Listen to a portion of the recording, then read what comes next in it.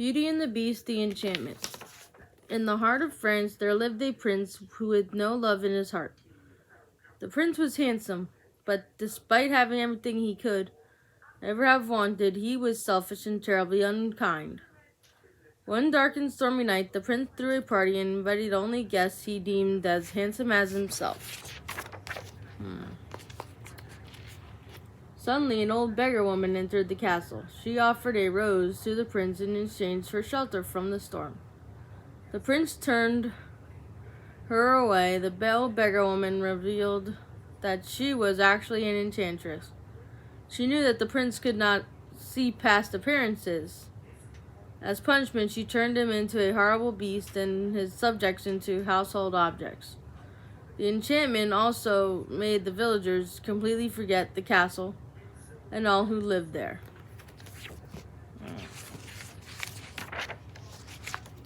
One day, a music box maker named Maurice stumbled upon the enchanted castle. He had been traveling to the market but got lost along the way. Freezing and hungry, he entered the castle, happy to find food and shelter. On his way out, he saw a garden filled with white roses. His daughter had asked for a rose, and these roses were beautiful. As Maurice cut into a stem, the beast appeared. Furious that Maurice was stealing from him, the beast took the man as his prisoner.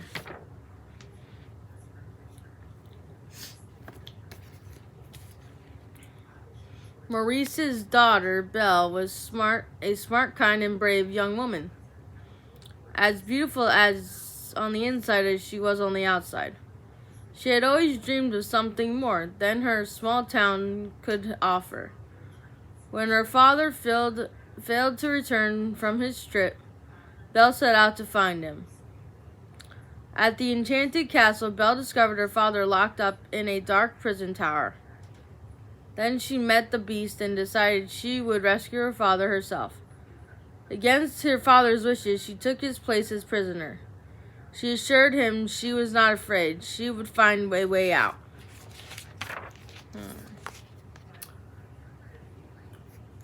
Lumiere, the candelabrum, and Cogsworth, the clock, greeted Belle in her cell.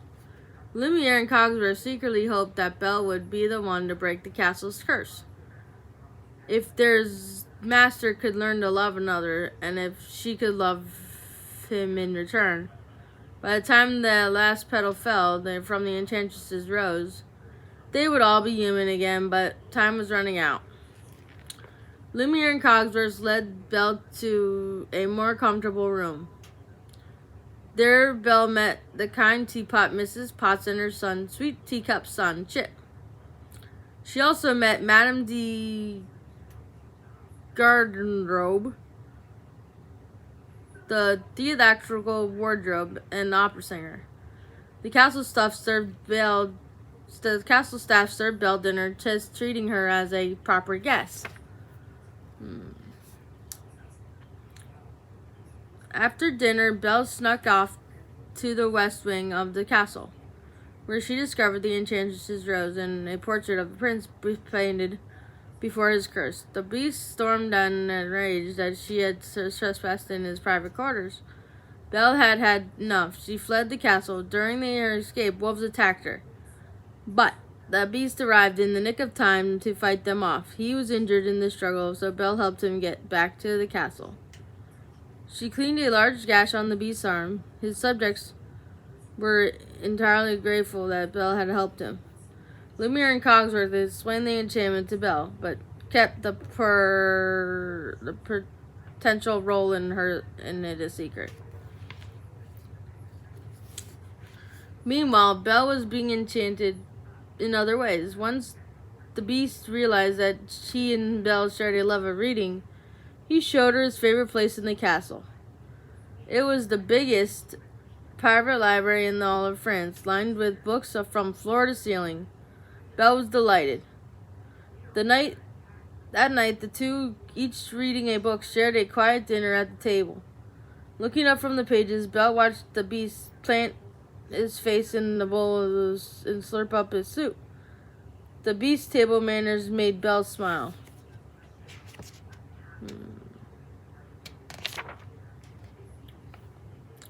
Belle continued to see the softer side of the beast. They played in the snow, throwing snowballs at each other.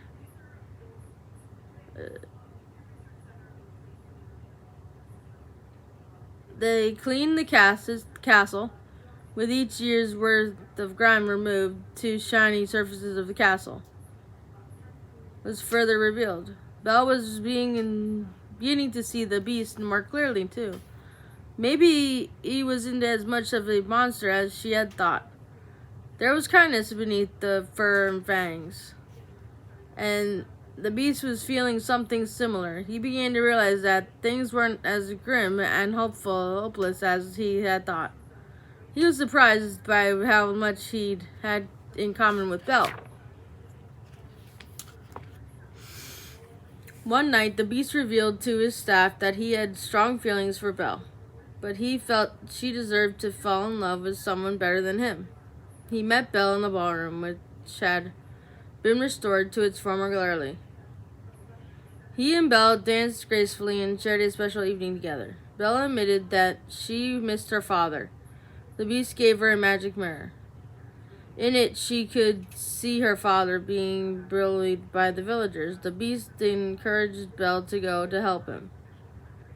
He loved her and knew he had to set her free. The beast only wished that he could have done the same for the enchanted subjects.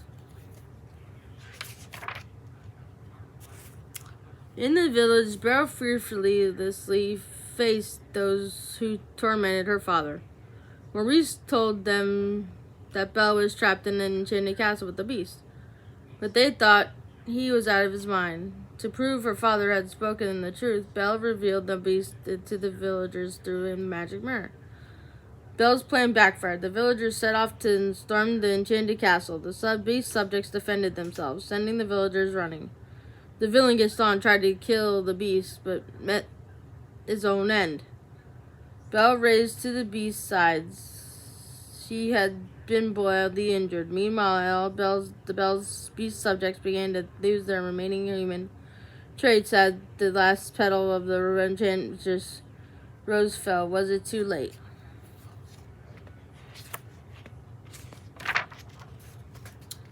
Then Belle told the beast she loved him. The enchantment began to lift as dawn broke over the castle. One by one, the subjects, including Lumiere, Cogsworth, Mrs. Potts, and Chip, turned back into humans. The beast was once again a handsome prince, though now he was kind of selfless and had love in his heart. Later that day, the entire castle celebrated. Mastro Cadenza played the harpsichord as his beautiful wife, Madame de Garderobe, sang. Everyone waltzed across the ballroom, thrilled to be human again. Belle was so happy that the prince was alive and well. The enchantment over the castle might have lifted, but the enchantment of love between Belle and the prince was just beginning. It wasn't long before Belle turned the castle library into a schoolroom to teach boys and girls how to read. The prince watched her with pride. They would have a wonderful, beautiful life together, fuller than Belle could have ever dreamed. She and the prince had recognized the inner beauty in each other and would live happily ever after because of it.